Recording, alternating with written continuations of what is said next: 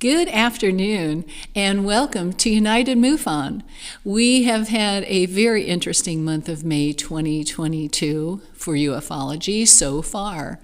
Our executive director, David McDonald, has been in many recent meetings in Washington and would like to applaud members of the House of Representatives and specifically the House Intelligence, Counterterrorism, Counterintelligence, and Counterproliferation Subcommittee for holding a hearing on unidentified aerial phenomenon that MUFON is a huge part of. As you know, MUFON is dedicated to the scientific studies of UFOs and UAPs to benefit humanity, and we are excited that Congress has taken the first critical steps in disclosing what is known through our knowledge here at MUFON and our database of sightings. We know that there are many unanswered questions. However, MUFON has a 92% success rate of being able to explain the sightings we have on file here on our CMS. We're hopeful that Congress and the Department of Defense will continue to be transparent with the American people as MUFON stands ready to assist the government in any capacity. After many years of being taboo, discussions about UAPs are becoming mainstream, and disclosure is happening. Tidbits here and there have been leaking for years. The hearings held on May 17th this month was the first congressional hearings since a pushback in 1969 by then Congressman Gerald Ford that led to an Air Force report and hearing. We are proud to say MUFON has always worked closely with Congress and has always remained transparent since we began. For example, information from MUFON has been instrumental for years in unfolding the process of disclosure. Information from the MUFON database was instrumental in convincing Harry Reid to seek funding for the AATIP program. MUFON's 1,100 volunteers nationwide and 46 international chapters with 4,600 members globally tuned in to watch those hearings last week. Now that the conversation regarding UAPs is mainstream, a more specific bipartisan collective effort is needed to push for better legislation and more in-depth information to be released to the public. Disclosure is finally a reality. And MUFON stands ready to assist the federal government on UFO sightings and the best way to collect and handle the data from those sightings. It's exciting to be a part of MUFON right now, more than ever before. And we're very proud of all our volunteers on every level with MUFON. Today, we are excited to have one of the most amazing guests with us, a very hardworking volunteer, Barbara Schuessler Sobhani, our beloved MUFON Journal editor. I'm really looking forward to spending time with Barbara here on United MUFON. But first, let's take a look at who we are here at MUFON and what we do every day as boots on the ground for answers to the UFO enigma. So let's get started. So what is MUFON? Well, we are the Mutual UFO Network. And who we are? We're the largest and oldest UFO investigating organization in the world, with a huge member base adding to it daily. We're represented in all 50 states and 40 countries, with thousands of trained volunteer field investigators and over 50 PhD consultants in most disciplines. MUFON conducts scientific investigations of the UFO phenomenon, while others really are just UFO reporting agencies. So we were established in 1969, and for the past 52 years, MUFON has compiled a database of over 175,000 UFO reports. Our CMS, which is known as the Case Management System to all of us here, was developed in 2006. As MUFON has evolved, we now monitor abductions as well as entity cases. So how do we investigate? Well, we use computer sciences, biology, astronomy, physics, chemistry, geology, engineering, and many stats. That is the scientific method we use and train each one of our field investigators.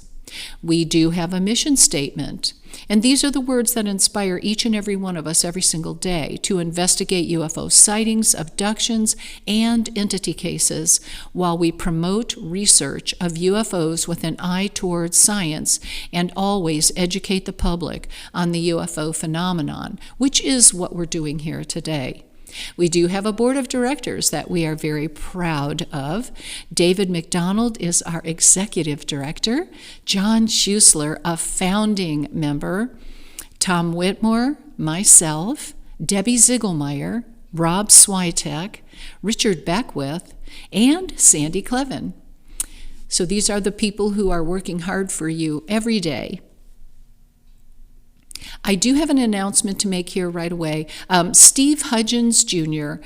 Is taking over and stepping into the DOI and MCI positions that were previously held, and he is now also Director of Investigations, Director of Support Services, Director of International Development, and Director of International Investigations. So shout out to Steve. We're glad to have you on board. He does an amazing job, and we're glad to have him with us.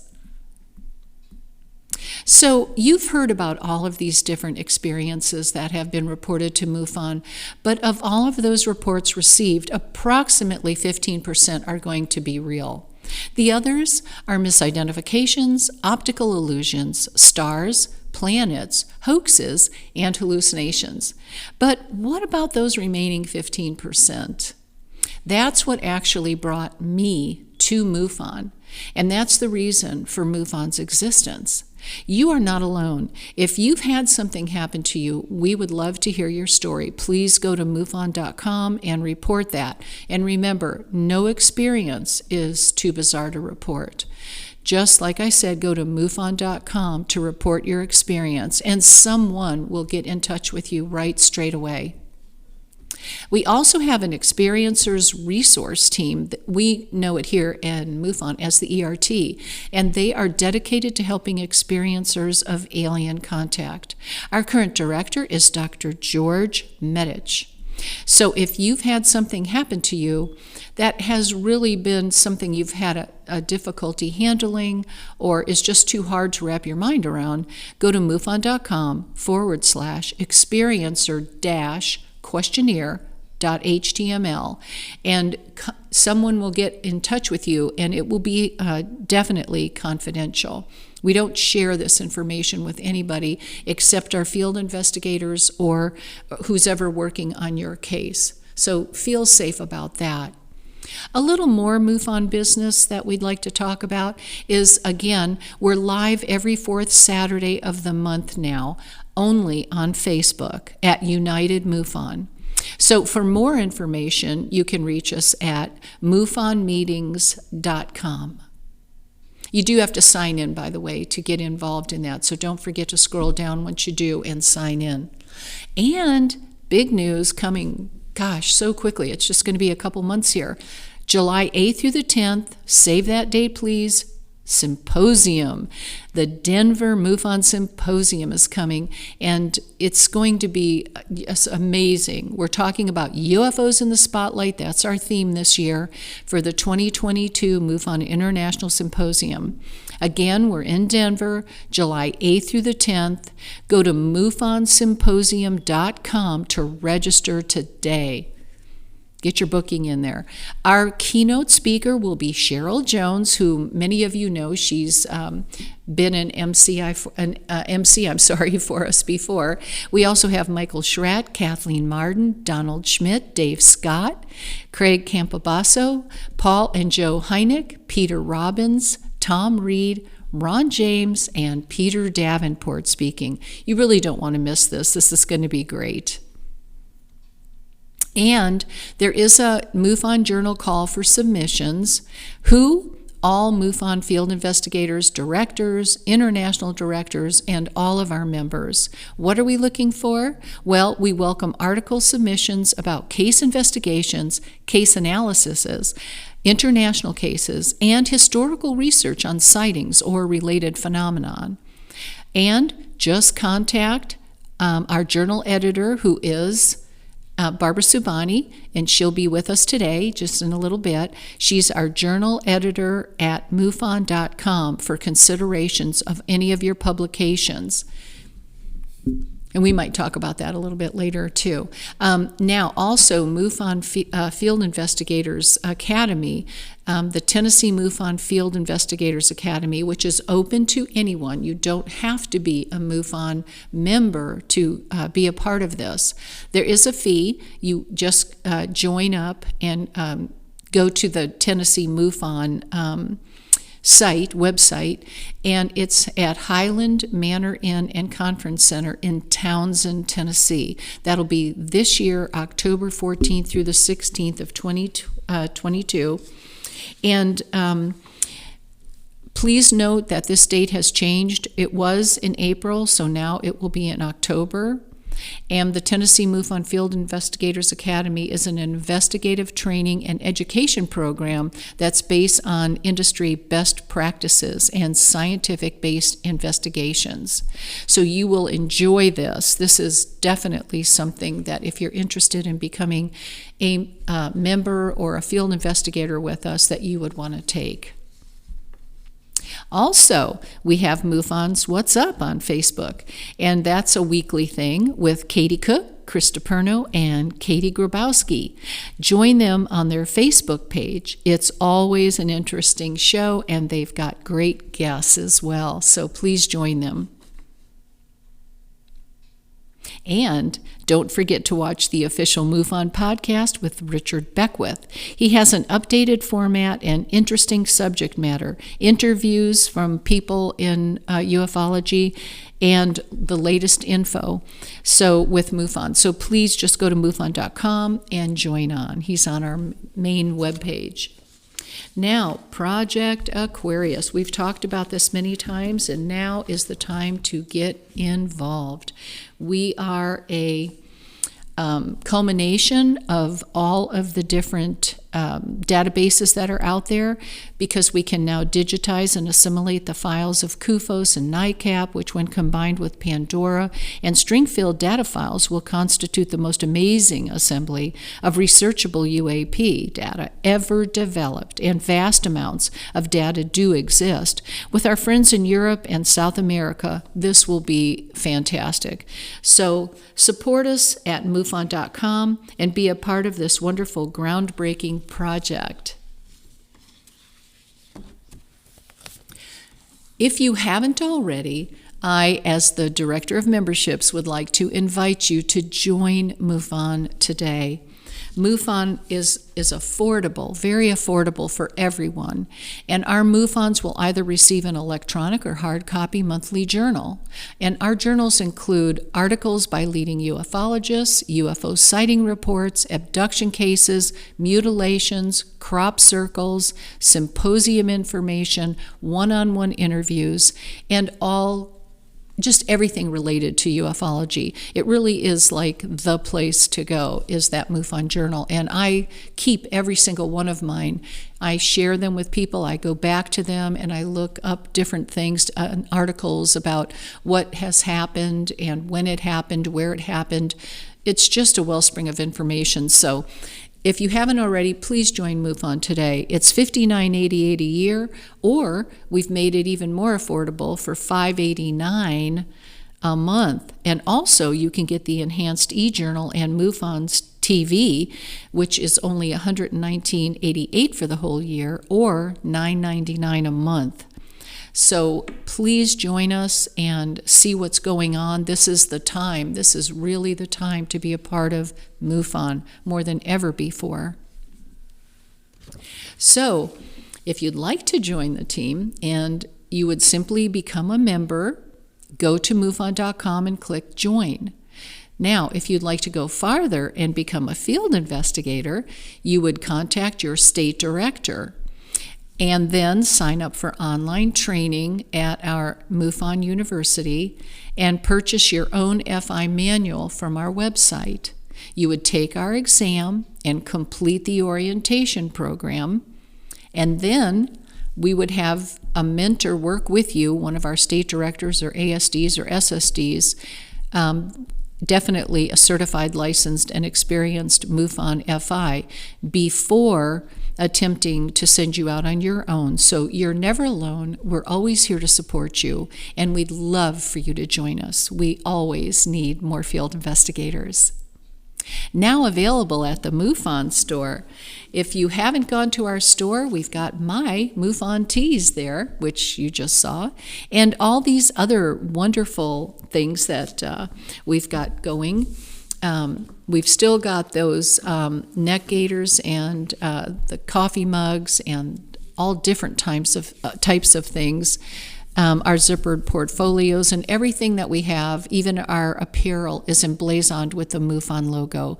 So please go to our online store. I know you'll find something that you can't live without. Now, our next meeting, which will be June 25th, 3 p.m. Eastern and 2 p.m. Central Time, United MUFON will present Dr. Irena Scott. She's a former MUFON board of director, an author, and a speaker, and just such a pleasant person. I love Irena. She's so much fun.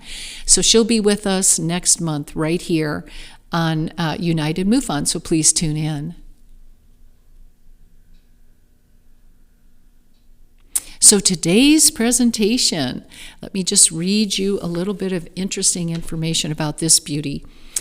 Barbara Schuessler Sobhani received her BS in physics from Austin Peay State University. She has an MS in geophysics from the University of Arizona, and MA in biology from Miami University, and has worked on her PhD in geophysics at the Colorado School of Mines. She currently is the Dean of Academic Affairs over the STEM division at Red Rocks Community College in Lakewood, Colorado. Her research interests include bird conservation, physics, education, research, and astrobiology. She has worked on an NSF-funded initiative to develop curriculum for sustainability and renewable energy, and develop initiatives to support first-generation college students and underrepresented minorities in STEM. Recently, Barbara has led a student-developed suborbital rocket launch project, developed a class in astrobiology for the Colorado Community College system, and is working on further developing STEM education initiatives. Barbara is also an affiliate director and board member for the Colorado Space Grant Consortium. Barbara has been involved with MUFON for many years, starting with being present as an infant at the first MUFON picnic in 1970. More recently, her involvement includes being a certified field investigator and consultant. She also served as editor for the Colorado MUFON News from 1999 to 2003. Barbara has also served as the editor for the MUFON Symposium Proceedings, that's no small thing, since 2000. Barbara is also the managing editor for the MUFON Journal. Barbara, her husband, and her 3 children live in Littleton, Colorado. So please join me in welcoming this amazing, hardworking MUFON original, or should I say first generation, Barbara Schuessler Sobhani. Welcome to United MUFON. There you are. Hi, Terry. Yep, hello. Girl. Hi, Terry. How are you? So on top of being the daughter of one of the greatest people, I just love your dad, John Schuessler, and your mom, Kathy Schuessler. You're one of the pioneer generations yourself. That's true. That's true. I don't think many people can say that, they were That's part right. of MUFON since they were born. I'm pretty sure. And at that first picnic, come on. That's right. Yeah, so picnicking back with the originals in 1970. Boy, I'd love to have been a fly on the wall back then. And you have a BS in physics, an MS in geophysics, an MA in biology, and you're working on your PhD in geophysics. You are amazing, girl. and you're also the Dean of Academic Affairs at Red Rock STEM Division. My goodness, you are busy. I mean, really busy. Always. My friends and family are no stranger to me having 3 or 4 jobs going at once. Yeah, no kidding. My goodness. Lots of spinning plates. Well, you have a wonderfully impressive background and resume. And I have a lot of questions to ask you. So I guess, one of the first ones is, we were talking earlier and I mentioned, I often see your beautiful posts of birds because you're a birder. And how long have you been a birder and what got you into that? Well, actually quite a few years, but more recently, I'm actually working on certification to be a master birder with the Audubon Society, which is exciting. Oh, wow. But it really was my experience taking students abroad, actually, that got me interested in birds. So since I have an interdisciplinary background, some geology, some physics, some biology in there, I've taken students to actually quite a few different countries for study abroad experiences. And I was always considered the backup biologist because I was really there as the geophysicist person. So I started learning plants and birds and animals. I'm like, okay, this is pretty cool. And that's what kind of got me on the road. Taking students to Hawaii and seeing birds in Hawaii, that was pretty inspiring. That is amazing. Wow. I mean, seriously, I'm beyond impressed with you. It's unbelievable. And you do such excellent work, just on our MUFON Journal and the proceedings each year that you do. And that's no small thing. That is a thick book, lots and lots of work. My goodness. You wear so many hats, it's hard for me to fathom all that. Are you still looking for folks to submit information from within MUFON for the journal? Absolutely. We've produced a journal every month, and we have regular columnists that contribute. However, the last several months, we have been featuring articles that are submitted by our members. We have a new column called the Member View, and if you are already receiving the journal, there is information in there about how to submit something for consideration for publication. And we've been really excited with all of the high quality articles that some of our members have submitted over the last year. So absolutely, if you have a case you're working on or you've done research on a specific topic, we'd love to see that. That's awesome, and very much needed, because we need to keep people in touch with what's happening out there, and we'd love to hear from you. So please submit to her at itsjournaleditor.com, right? Okay. Correct. Okay. Now, earlier I read about in your resume that you had this rocket launch from the suborbital rocket launch. I've got to hear about that. Okay. What was that all about? Well, I have been involved with Colorado Space Grant for quite a few years now. Our college we're an affiliate of that program. So what that means is, so NASA gives funds to actually most of the states in the U.S. NASA gives funds to support student research projects.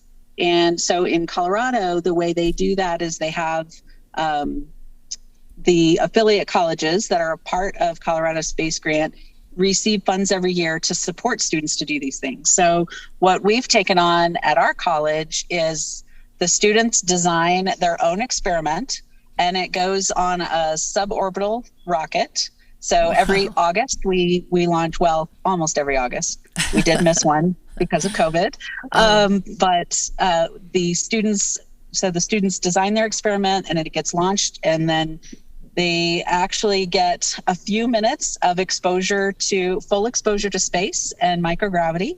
So they design their experiments around that. And we were really excited this last launch, last August, and then this coming August, the students have been working on a payload that actually extends an arm out from the rocket and records 360 video. So VR footage from space of the rocket, which is awesome. So you could probably find the footage from last year's launch. It's out there. Just look for the Rocksat X footage. And, wow. And you will see our VR video that our students captured from space, which is pretty awesome. Watch out, Elon Musk. He's got nothing on you. That's awesome. It's so great that you're working with the kids and getting them involved in all of this. What a wonderful, just that's amazing. It is. I love to hear that. Kids need to do and know and understand what's going on in this universe. That is so cool. So let's see. So you developed a class also in astrobiology. And my word, that's impressive again. Have you written any books yet? That's got to be next. Okay, maybe next. All right. I'd buy it. I'd buy them all. Okay, so start writing. Perfect. Well, and then too, I just have to mention in the COVID, when we had COVID, a year or so ago, you sent me that beautiful little mask that you made. So on top of all of that, in your spare time, you're making masks. And thank you so much for that mask. I love that thing. I still have it. I'm never getting rid of it. Okay, it's mine. So tell us about your class and your course for the Colorado Community College. That's such an interesting. Yeah. So the way it kind of works in Colorado is all of the community colleges are part of a system. So if you want to teach a class, you can't just say, "Oh, I'm just gonna make this class up and teach it." You actually have to develop the curriculum, and then it goes through a pretty stringent process of evaluation and approval. But then once the course is approved, it can be taught at any of the community colleges across the state. Wow. So I had this idea that we needed a course that... Of course you did. Of course, that we needed a course that was from the freshman level, so a very introductory level course about astrobiology, because searching for life in space, that's like what more exciting topic is there to study. Yeah. And rather than, just having students that are graduate students or, that level of students learning about astrobiology, I thought it was a really great way to get students interested in science in general. So the course I developed, it is an introduction to astrobiology, and there's no prereqs. Any student can take it as meets their science requirement. And I designed it so it's very project based. So the students do all kinds of really interesting projects, and it's very interdisciplinary. Kind of the way that MUFON approaches investigation. You have to know a little bit about geology, about biology, chemistry, astronomy, physics, all of those things. So really, it's an ideal topic to introduce young people to science. Amazing. I need to get your autograph at some point. It's just great what you're doing. So let me ask you, have you always been a believer in ufology yourself? Let me take you back to that. And, getting involved in all of this space and, just everything that you do. Is this something that, being, John and Kathy Schuessler's daughter, you were immersed in it from a very young age? Well, basically the crib. And so, you grew up in this. And, but how did you deal with that, yourself? Well, I mean, MUFON really has always been a part of my life in some way. I have memories going way back to attending MUFON symposium as a child. I mean, I didn't go to all of them, but there's one that stands out. I think I must have been, I don't know, a young preteen, teen maybe, and it was being held in Houston, which is where we lived at the time, and that's probably one of the earlier conferences that really stands out because I was old enough to start really thinking about this subject. It wasn't just, oh, this is this thing that my dad does, which it had been, as a little kid. I don't know that I fully grasped everything that was going on, but I remember that going to that conference in Houston, and I went to sessions and I started listening to these talks, and it really started to sink in what my dad did and what we were investigating. And I do think that kind of, as if I needed another hook, but, I think that did kind of hook me a little bit. And then, the many years that my dad was working on the Cash Landrum case, that was very much a part of our life. And it just made it something, this is what we do.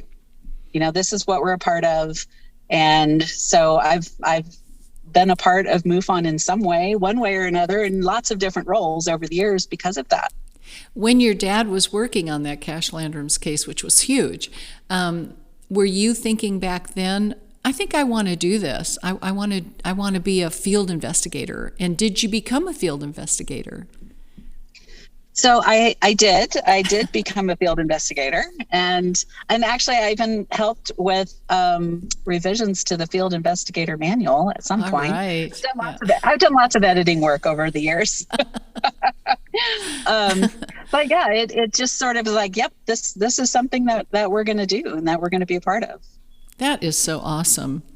Did you like going to school and being around,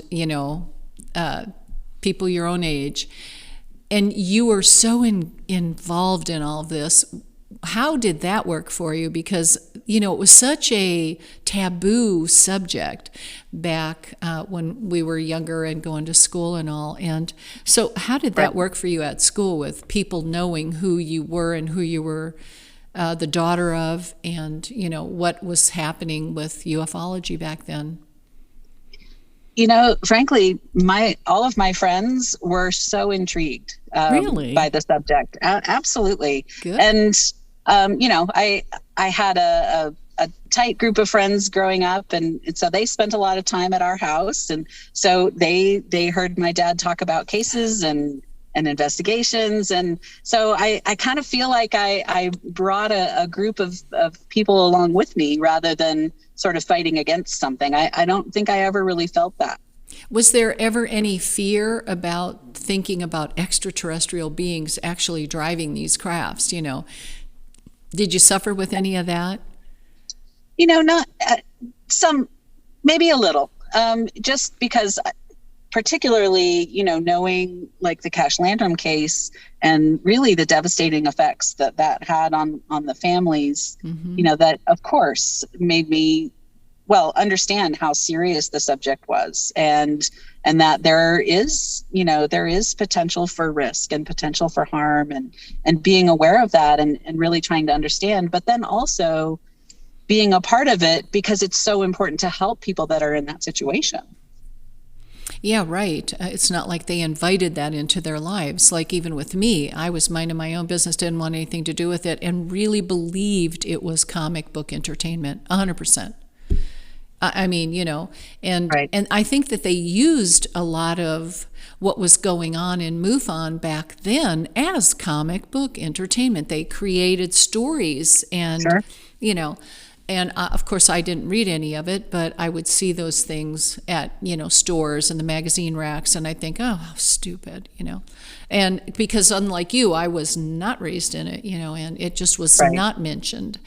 And yeah, so were there other children from famous ufologists that you grew up with, or were you kind of like in a world of your own? A little bit on my own. I feel like I felt more surrounded by, some of the famous ufologists in the field. They were just our friends, they Right. were our family friends. And so from that standpoint, it was really, I guess I looked at it as, my dad's colleagues and friends. I didn't really know anyone my age, I should say, that was sort of in that same realm. Yeah, I guess being in Colorado would have limited you to, other ufologists who lived in Colorado. So, yeah, Right. I mean, that makes sense. But I wondered if you hung out with people, since you had been going to those symposiums and meeting everybody's families.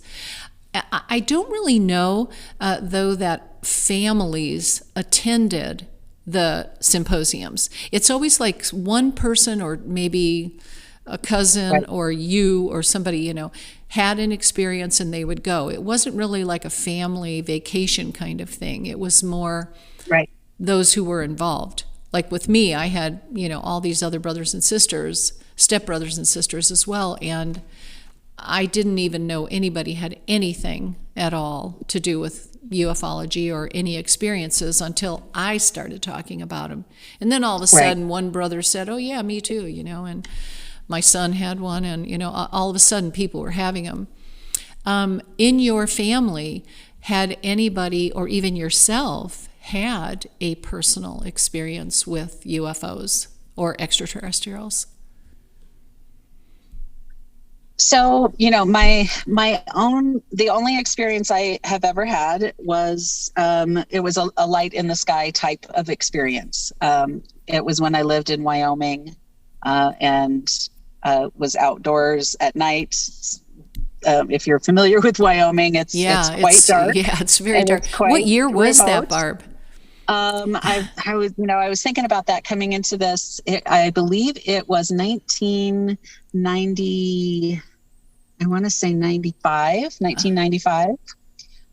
And it was just one of those nights we were outside and watching the stars because, as a physicist and fun with astronomy, I spend lots of time looking at the night sky. Mm-hmm. It was just a very, very high altitude, extremely fast moving red object.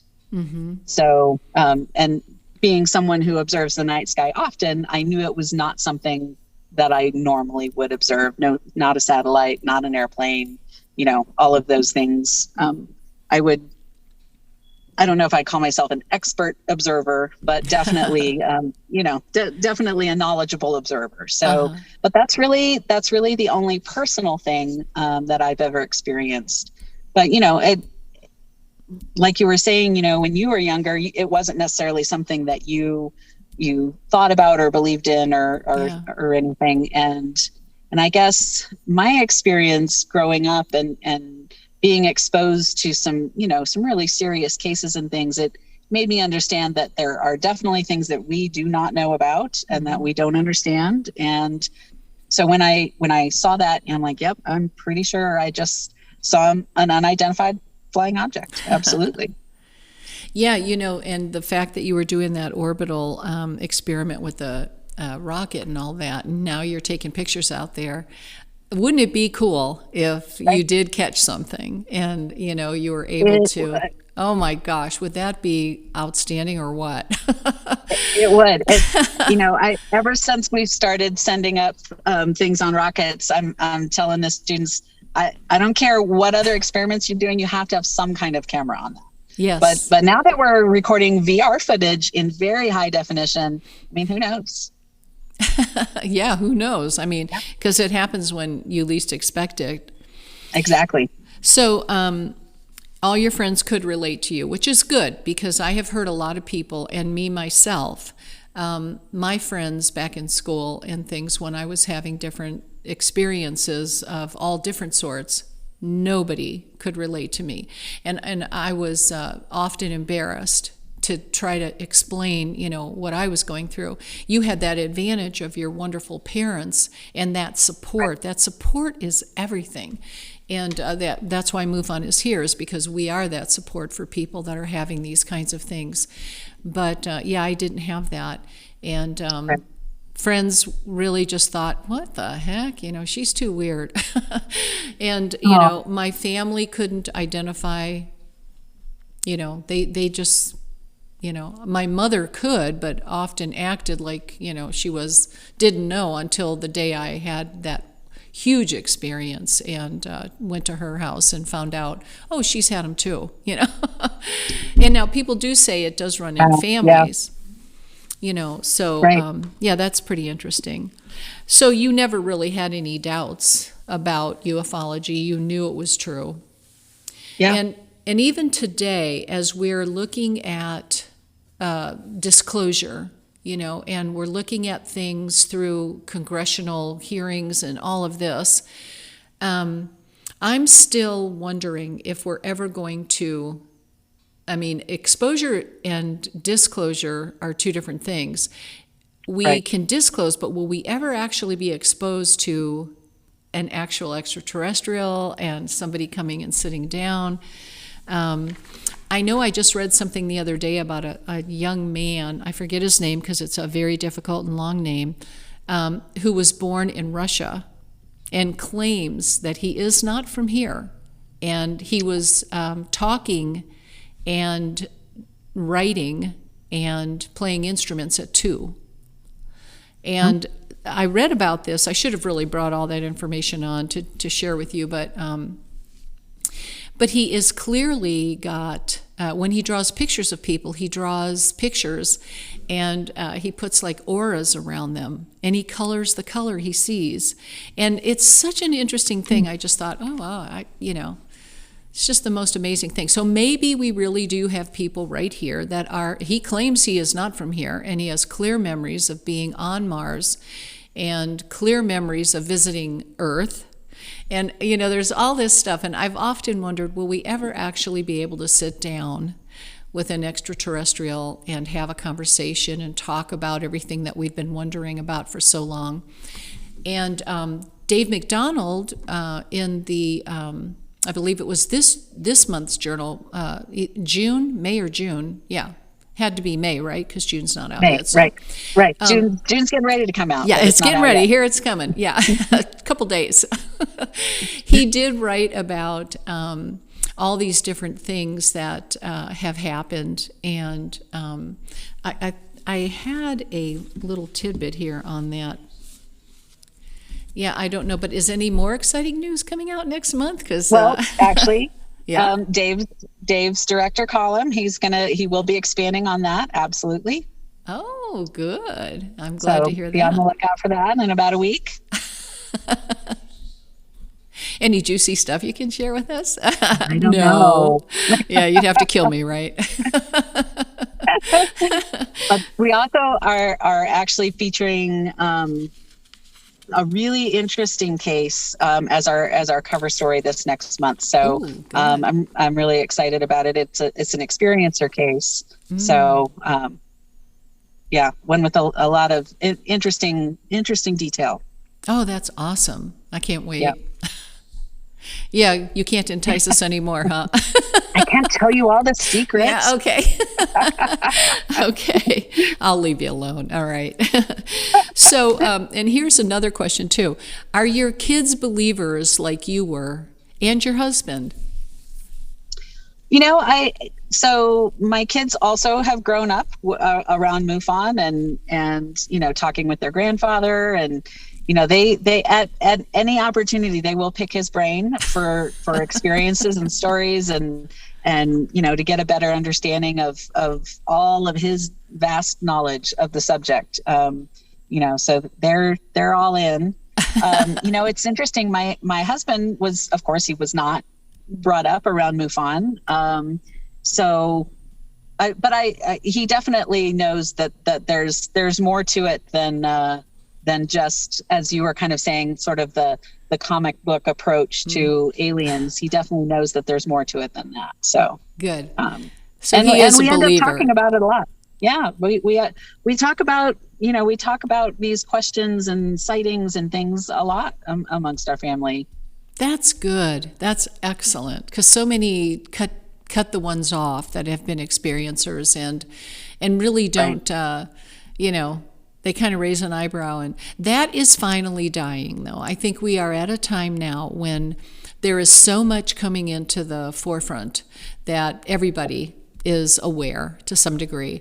And everybody that I talk to always says to me, there has to be more than just us, and that's just such an obvious, You look out there at those stars at night and, oh my gosh, there's so much. It's so amazing. And I bet Wyoming must be just freakish amazing at the sky because it's so dark and it's so vast, Oh, I got to get out there. Yeah. No, I love traveling to dark sky locations for sure. It's a whole different perspective than, growing up in Houston where, you might be able to see a star or two. Yeah, right. Yeah, because of all the lights. It's terrible, but that's how it's always been no matter where I've lived, because I've always lived in places that are, heavily populated. Of course, I do love that. I'm kind of that way.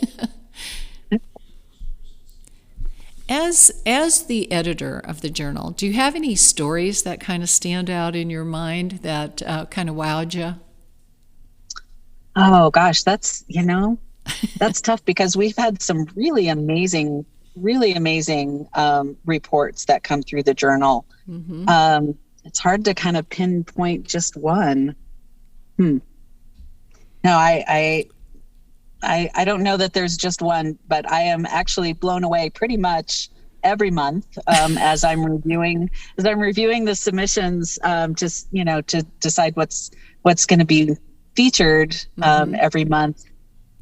There's just some amazing things going on, and some of our international sightings that we get reports from, I actually are quite extraordinary. As you know, and I'm sure a lot of folks that are listening are aware, reporting of UFO incidents in other countries is actually quite different than the reporting that happens here in the U.S. It is. It's not uncommon for it to be, very matter-of-factly reported on across international media, with a lot of documentation, lots of in addition to eyewitness reporting, a lot of additional documentation.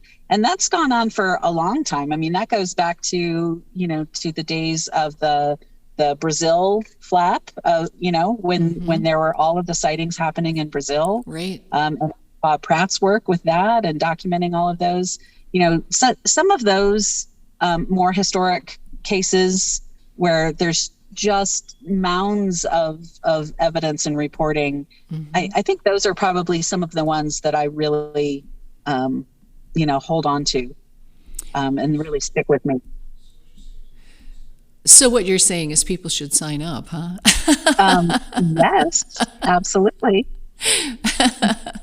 Yeah, that'd be awesome. I agree with you 100% on that, because when I was working CAG cases and just doing some overseas cases and things like that, I couldn't believe the clarity and the difference in the reporting style. It was really evident. And I thought to myself, this is so bizarre. It's very matter of fact. It's got so much so much is written, and it's so very clear to understand what they saw and how it happened, and it really is very different. I don't really know why that would be, but it truly was. Every case from overseas, one in Germany, one in Norway, I was so blown away, and the way they detailed every little thing that happened, it was like you were in the room with them. Yeah. Right. Yeah. I guess it's a writing style. You would know about that. Well, that and the way that the media deals with reporting on cases. I mean, luckily it has really evolved. Yes. Over time, and one of the reasons we're focusing on that at the symposium as well. Mm-hmm. So it makes a difference in how other people view cases and investigations, how they're presented. It really makes a difference. Well, I would like to, open up, if there are any people that have any questions for you, I would like to open up a question and answer time. Okay. I did find out from our producer that nobody has typed any in yet. So we can, once we post this live, if people want to write to you or ask you any questions, they can definitely reach out to you at journaleditor@mufon.com. And Correct. They can ask you questions about that, Do you have any plans for the journal in the future that I'm unaware of? Well, we have made some additions and changes over the last year or two. One of them being the member view column, and actually, I'm really looking to expand on that because it's been really great. We're also looking to be including more international content as well, as we're receiving more international reporting. So be looking for that.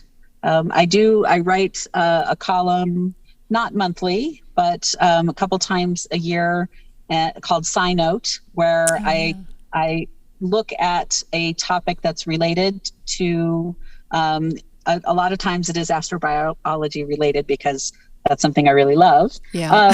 But kind of taking a look and seeing, where are we in terms of scientific publishing on different aspects of the UFO phenomenon, and how does that tie to other areas of scientific research? So, I try to take a look at that and make sure that I can kind of point people in the direction of some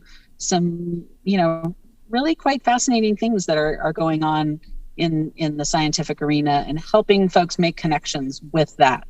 That's an ongoing, I would say, ongoing mission to bridge what has traditionally been a gap between UFO research and scientific arenas. And I recently attended a international astrobiology conference, and that is starting to shift. It's no longer, I'm a scientist, I can't think about UFOs, I can't talk about UFOs. That's, there are some that are probably still in that camp. But I am definitely seeing a change. Yeah, absolutely. It's happening. And now that Washington is involved, and, it's just going to keep going from here. It has nowhere to go but up, right. And right. more and more exposure. What is your opinion on those recent disclosure minutes, if you don't mind sharing? My overall opinion is they need to continue. We need more. Yeah. We need more information coming out. I knew it was bound to happen at some point. It's been long overdue. So I'm interested to see where this goes. And I do think this is just the beginning. Yeah, the floodgates are opening at least, and that's a good thing. Yeah, people more and more, I'm finding it much easier to talk to people about ufology, about extraterrestrials, about experiences and all that. It is truly, I'd almost say like 90% easier now, because I used to kind of have to get into all kinds of things before I could ask direct questions. Now you can ask direct questions, and people are open to it. So yeah, I agree 100%. And I feel the same way. It's like a soft opening. we're getting more and more, and it's been happening for years, little tidbits here, little tidbits there of information leaking, usually leaking, not coming out, from the government, so to speak, but Right. this is excellent. I'm happy with this, and I'm happy with where we're going, and, I am concerned that a lot of people won't be able to handle it. There are some groups and some peoples that are going to find this very difficult. It's going to change the way they look at a lot of things. And Right. I won't mention any groups or anything, but anybody knows what, they know what I'm talking about. And, once that's all saturated, and then we can really move on. Once it goes out and it's really been declared and, it's not denied any longer, then I guess everybody will have to start just dealing with it. So this is just making Right. people aware of who we are and what we're doing and what has been happening and what has been hidden. So yeah, I'm excited. I really am. Yeah. Yeah, and I love being involved with MUFON. I just think this is the place to be. This is the hot spot. This is the gold standard of reporting Right.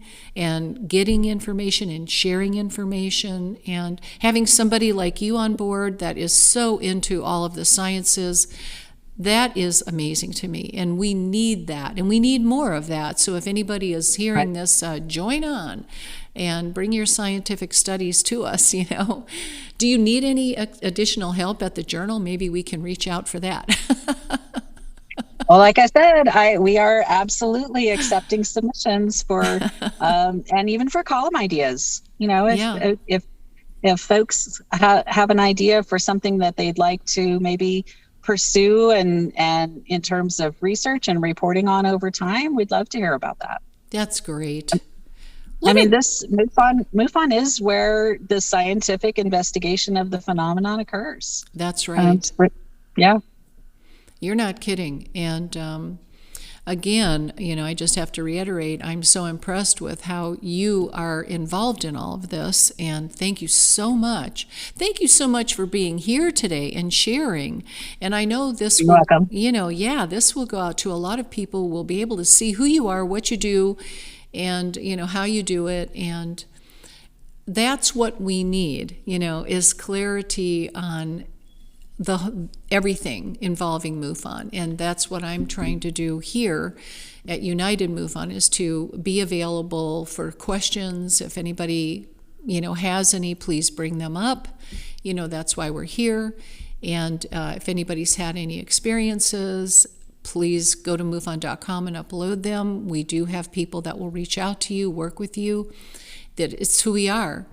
So I just want to thank you, though, Barb, for coming on and putting up with all my questions. And I'm happy to. Thank you so much for inviting me. Oh, it's been wonderful. We're almost at the top of our hour. I don't have a clock in here, so I'm thinking we're right about there at 2:00. So I'll just say that if anybody does want to reach out to Barb, again, journal editor at MUFON.com, please, don't hesitate to ask her questions. If you've got questions for me, I'm at DOM@MUFON.com.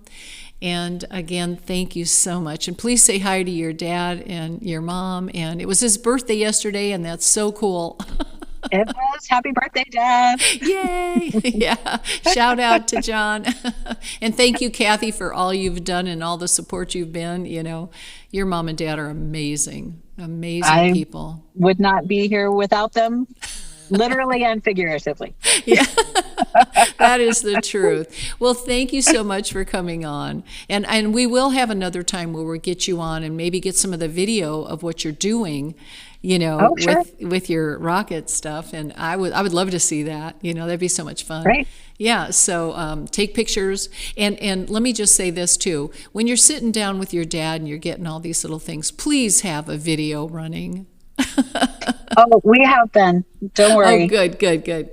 Because that man is a world of information and just a wellspring of information. Yeah. And we're re-releasing his Cache Landrum book. Oh, wow. That's coming this summer, so be looking for that. That's awesome. Yeah. Yeah. Yeah, I will. I'll definitely be looking for that, and I'll want him to sign it. You know Yep. how I am. So will he have it by the time July rolls around or no? We are hoping so. Yes. Okay. So it'll be at the symposium. Well, I will see you there. Oh, okay.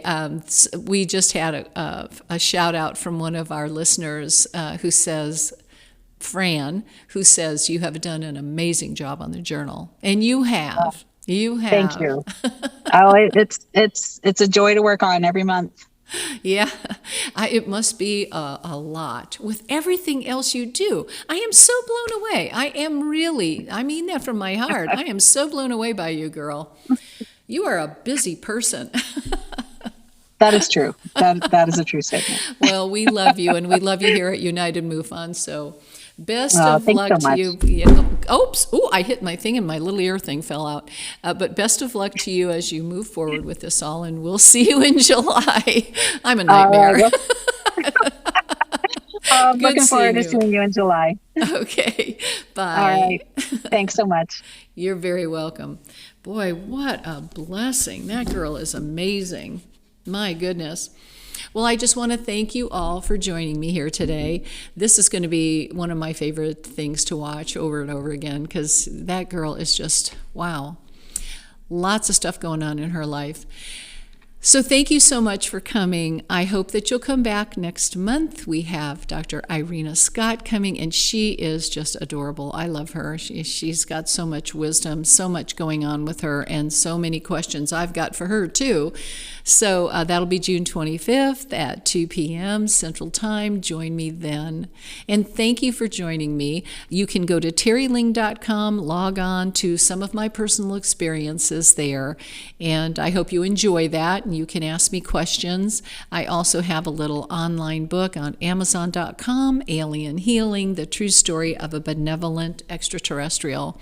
Just a real change in my life. Never stop looking up, and come back to us next month right here at United MUFON.